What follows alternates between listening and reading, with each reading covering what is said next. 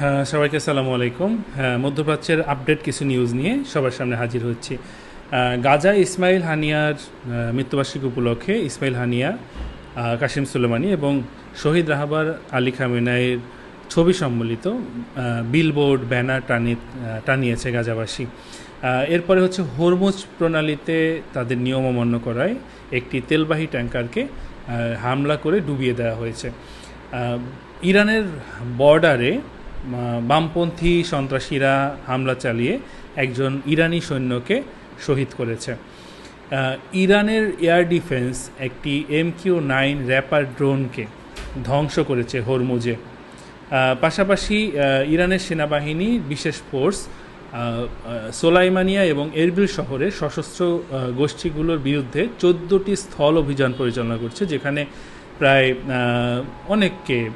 অনেকজনকে নিহত করেছেন, কয়েকজনকে যে সন্ত্রাসী বাহিনী তাদেরকে, এবং বেশ কয়েকজনকে আটক করেছে। বাট ইরানি সেনাবাহিনীর কোনো ক্ষতি হয়নি, হতাহতের ঘটনা ঘটেনি।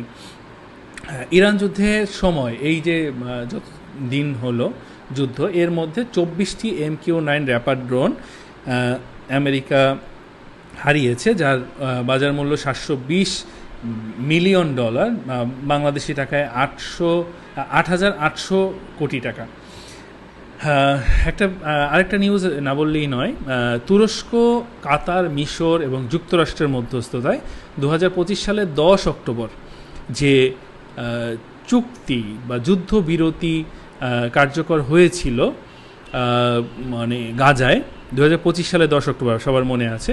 তারপর থেকে গাজায় প্রায় 1222 জনকে শহীদ করা হয়েছে এবং 4053 জনকে আহত করা হয়েছে। এটা সরকারি হিসেব। তো এই হিসেবের এই যুদ্ধবিরতি চলাকালে এই গত এক বছরের কম সময় এতগুলো লোককে শহীদ করা হলো। বাট এই যুদ্ধবিরতির মধ্যস্থতা করেছিল তুরস্ক, করেছিল কাতার এবং মিশর, মুসলমান রাষ্ট্রের মধ্যে। আমেরিকাকে বাদ দিলাম। তো এরা কিন্তু সবাই মুসলমান রাষ্ট্র, এবং তারা এই ইসরায়েলের বিরুদ্ধে এই যুদ্ধবিরতি লঙ্ঘনের কারণে কোনো অ্যাকশন কি নিয়েছে? আমার মনে হয় না। দৃশ্যমান কোনো অ্যাকশন থাকলে আপনারা কমেন্টস বক্সে জানাবেন, আমি নেক্সট সেটা বলবো। তো যদি না নিয়ে থাকে তাহলে এরা হচ্ছে কী ধরনের যুদ্ধবিরতি করলো এবং কি কারণে করলো সেটা স্পষ্ট। এই যুদ্ধবিরতির একটাই কারণ, সেটা হচ্ছে হামাস এবং গাজাবাসী তাদের আন্দোলন, যে স্বাধীনতা আন্দোলন, সেটাকে বন্ধ করবে, আর ইসরায়েল তাদের গণহত্যা চালিয়ে যাবে। এই ধরনের যুদ্ধবিরতি যারা করে এবং মধ্যস্থতা করে এবং যারা এই যুদ্ধ করে সকলের জন্য আমার পক্ষ থেকে তীব্র নিন্দা জানাচ্ছি।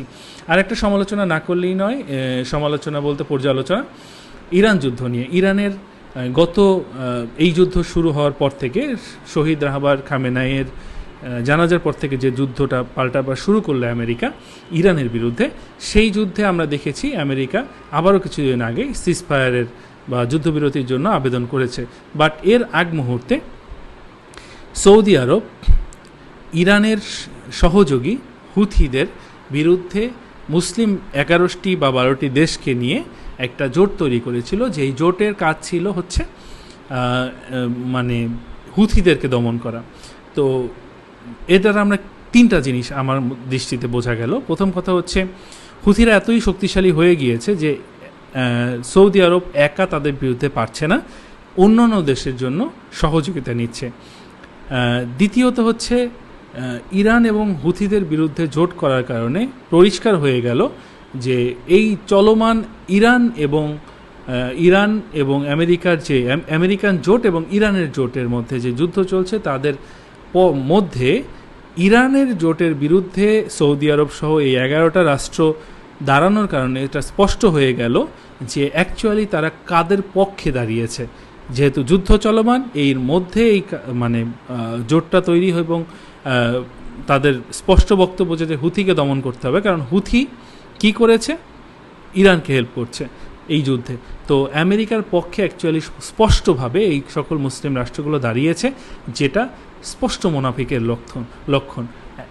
তৃতীয় বিষয় যেটা, সেটা হচ্ছে এবার তৃতীয়তম যুদ্ধে, গত 25 সাল থেকে যে যুদ্ধ চলছে 3 দফা, এই তৃতীয় দফার যুদ্ধেও আমেরিকা সিজফায়ার আবেদন করা যুদ্ধবিরতিতে আবেদন করার মাধ্যমে এটা প্রমাণ হয়ে গেল পৃথিবীর মধ্যে এখন সবচেয়ে বড় পরাশক্তি হচ্ছে ইরান, এবং যার বিরুদ্ধে পৃথিবীর সবচেয়ে মহাশক্তিগুলোর মধ্যে যারা আছে তারা সবাই মিলেও তাদের সাথে জয়ী হতে পারছে না এবং নাকানি চুবানি খাচ্ছে। পরবর্তী এপিসোড দেখার জন্য ধন্যবাদ। সালামু আলাইকুম।